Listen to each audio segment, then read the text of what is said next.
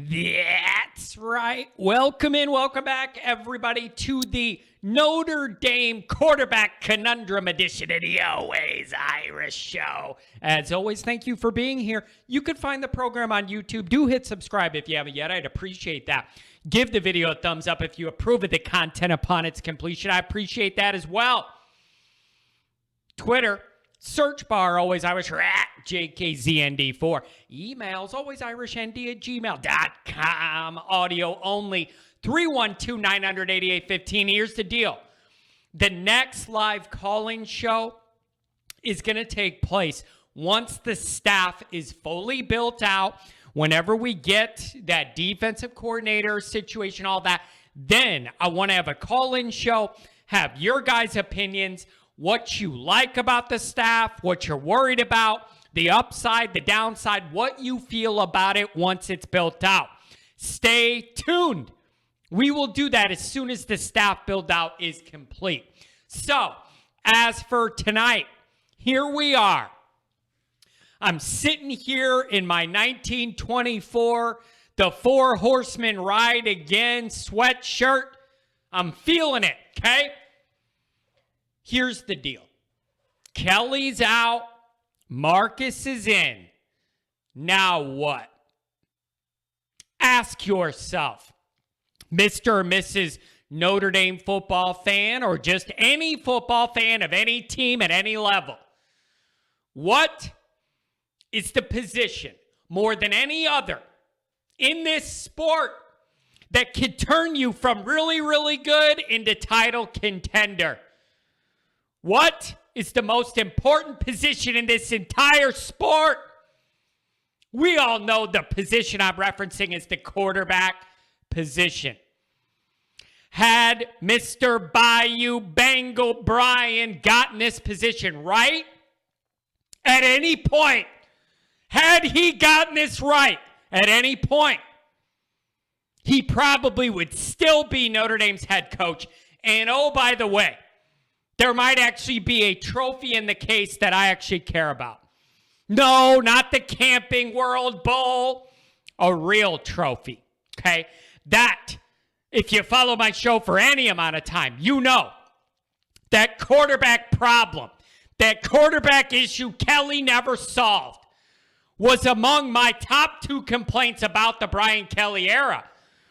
And the irony is, I say this is in my top two. It's related to my number one.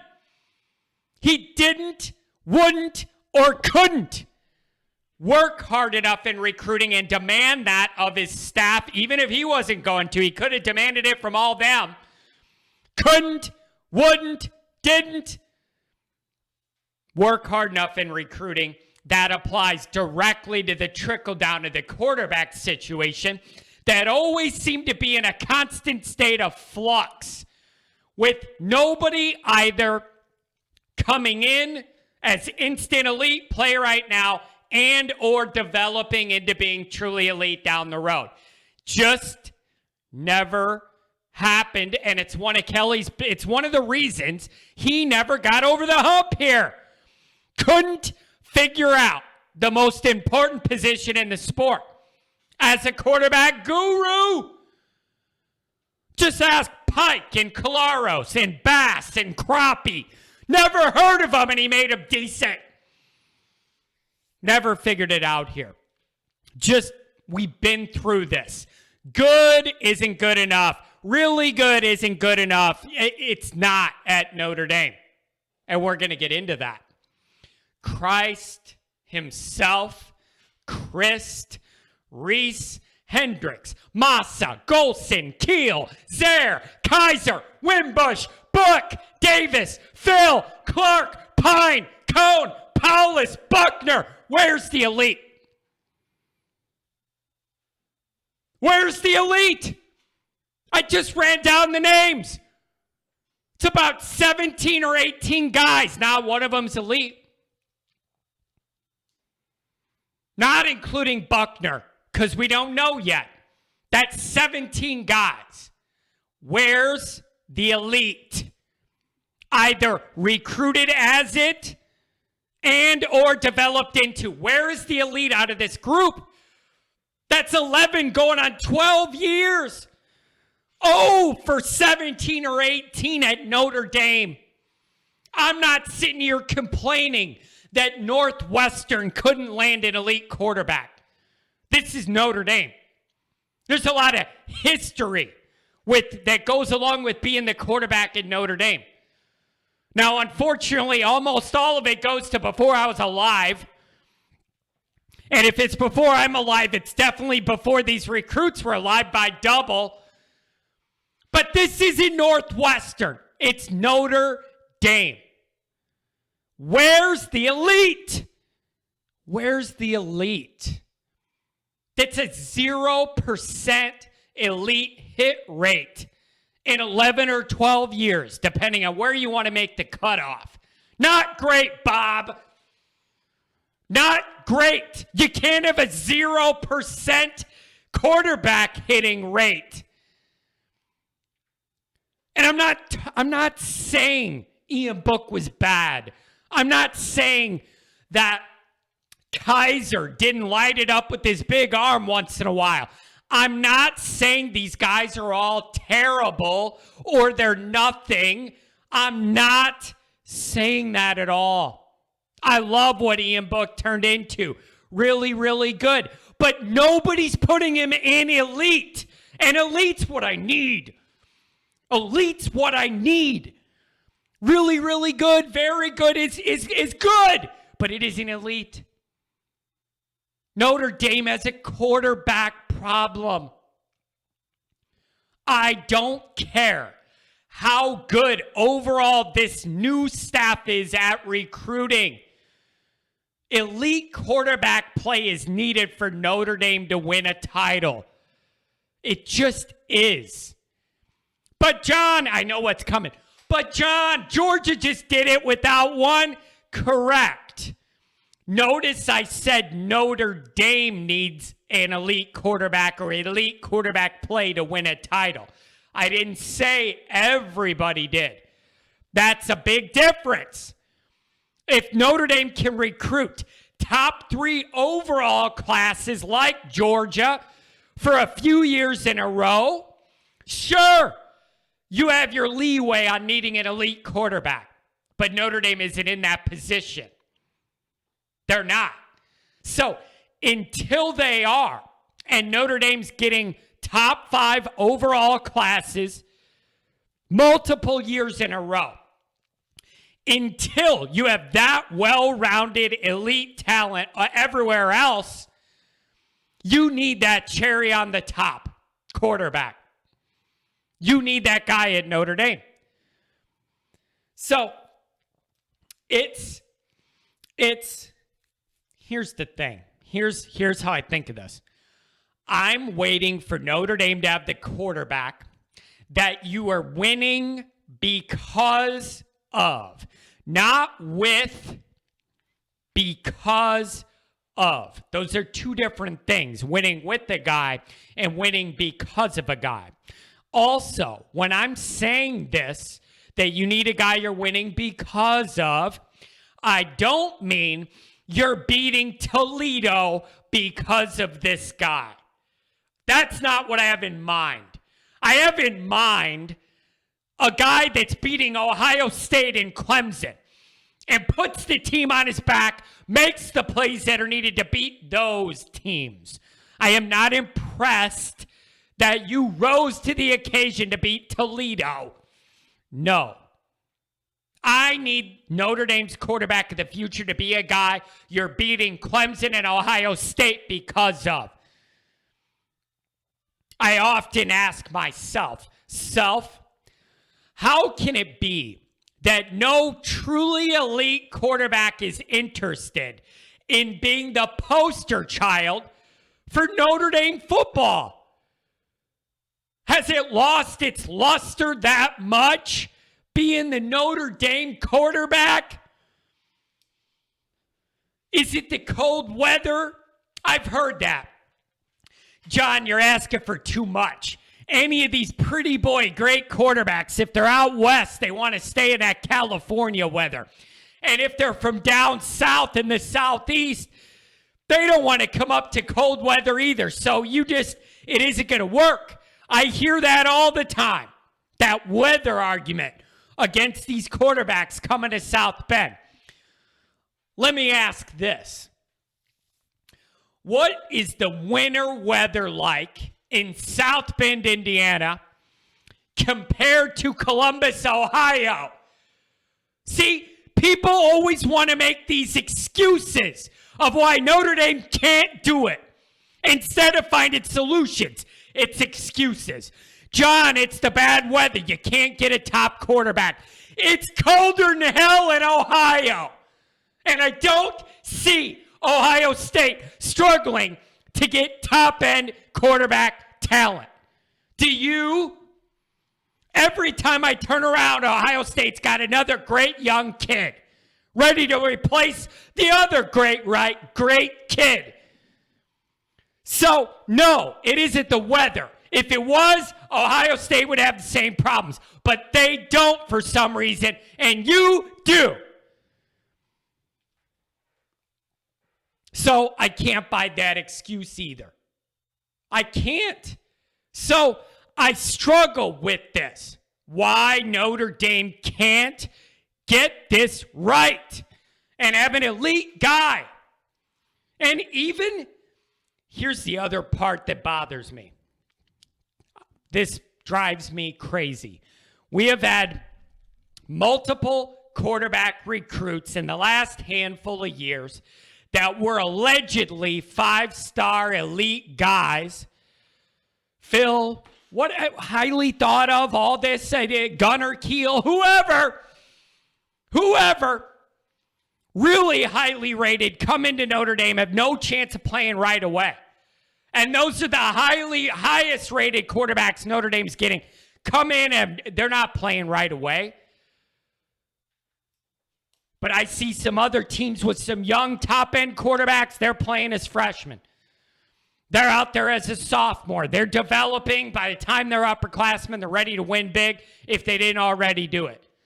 Like, I'm not going to hold Lawrence as the standard because it's rare to find a quarterback as good as Lawrence that literally you can ride to a championship his freshman year.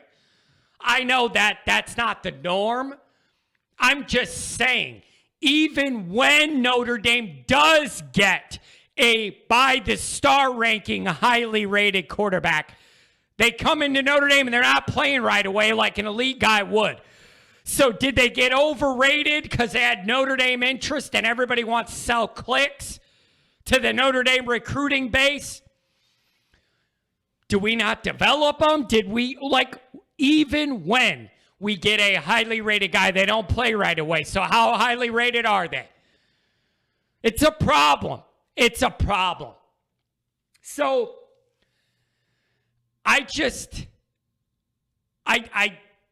lose my patience with the argument. I'm looking at Notre Dame's offensive line lineage, tight end lineage. I'm looking at how good the defenses have been recently.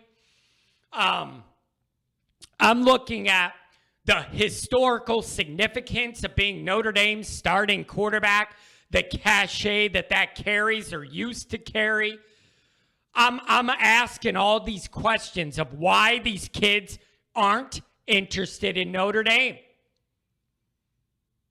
Is it simply that they don't see the wide receivers, like good wide receivers we're going to throw to?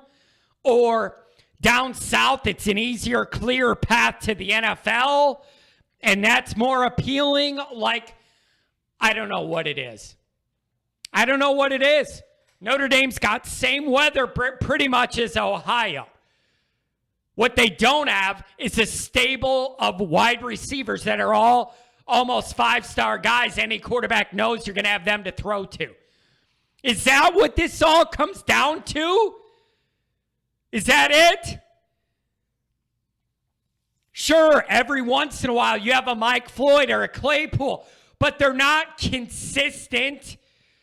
I guess Floyd was as being consistent and young. But even a guy like Claypool emerged late at Notre Dame. Borderline for one great year went to the NFL. I need those guys 2, 3, 4 years. Not really good once and I lose you. You better win a title in that 1 year. I do have you then. It's rough. It's rough. So we've went over some of the history and some of the challenges. How do you solve this issue? That's the big question. I think you could do it in 3 different ways. 3 different ways. 1, start recruiting elite wide receiver talent in hopes that would help attract elite quarterbacks. That's a tough path given where Notre Dame's currently at wide receiver. But that is a path. That's number 1. Number 2, use Marcus, his personality and demeanor, and Tommy to try and attract a truly top elite play early type guy. Then hope receivers follow that. Number 3, recruit overall top 5 classes, Georgia style, and still be able to win a title without that elite quarterback, but being elite everywhere else. Now, which of these 3 paths is most likely to occur and succeed at Notre Dame? Actually, let me add a 4th path. The 4th path is a portal quarterback. I guess that's number 4. Now, the issue with number 4 is those are stopgap Band-Aids. Portal, especially grad transfer portal guys, which is more Notre Dame's transfer ballpark to play in, because everybody knows the undergraduate rules as far as credits transferring over doesn't line up for most kids. That's a big negative on the regular portal for Notre Dame. Grad transfer portal's a little different because you're not dealing with the undergrad credit transfers. So that's just a Band-Aid though. A 1-year Band-Aid. Not a get a guy in here, you build the team around him for 3 to 4, 5 years. No. So I don't like that angle. It's a Band-Aid, not a solution to the overall problem. Okay? So the rest of these, what do you think's most likely? It's got to be number 2. It isn't going to be number 1, where Notre Dame starts getting all these 5-star receivers, then the quarterbacks follow. That just isn't going to happen here. And if it does, Stuckey's my new hero. But I have the odds stacked against it. Okay? So I also think number 3, recruiting the overall top 5 talented teams, but not having the elite quarterback. That may be in play, but I'm not going to know it for 2, 3, 4 years till all the Kelly recruitingness is out of this program and it's all Marcus. I'm not going to have that answer, though, for 2, 3, 4 years. So that's why I'm saying where we sit now, number 2 is your best hope. Hope Marcus and Reese can leverage their young, energetic personalities, the offensive line lineage, Harry, all of that, as well as the tight end and running back groups to find a top quarterback. This is your best bet, guys, is that the new head coach has a better recruiting personality and approach than the old one does. That's your best approach right now. This is your best bet until and unless I see evidence of 2, 3, 4 years of top 5 classes. But until I see that, your best chance here is Marcus Freeman's personality. And I don't love saying that, but I think it's true. I really do. I think that is your best chance right now to resolve this problem, is use Marcus's personality, make a connection with the right kid, right family, make this happen. That's your best shot. Marcus's personality. What else you got to sell? You can't sell the wide receiver room. And we've already been able to sell tight ends and offensive linemen. We've had that lineage for like a long time. I'm still not seeing the best quarterbacks in the land want to play here. So obviously that's not enough to sell these kids. So Marcus's personality needs to win just one of these battles, and it changes everything. You win one of these battles, whole new ball game instantly. Whole new ball game. Find a kid that can come in and play early, and play elite early. Moore is a Michigan lean. Arnold committed to Oklahoma. Vizina likes Clemson. So now I'm looking at 2023. What's your plan there? What's Angeli going to be? I need elite. I don't need really good, pretty good, develop project. No, I need elite. So by far, to me, the quickest path to this is Marcus's personality. So take that for what it is. It's not a great position to be in. His personality is going to be what's going to change all this. Because the other stuff hasn't worked. We've been trying it. So see if Marcus can sell a kid on being Notre Dame's next national champion quarterback. Put him on the phone with Tony Rice. Do something. Do something. Figure this position out. And it makes everything else in your coaching life easier. I need Marcus's personality to come through on this one. It's the quickest path. Good night.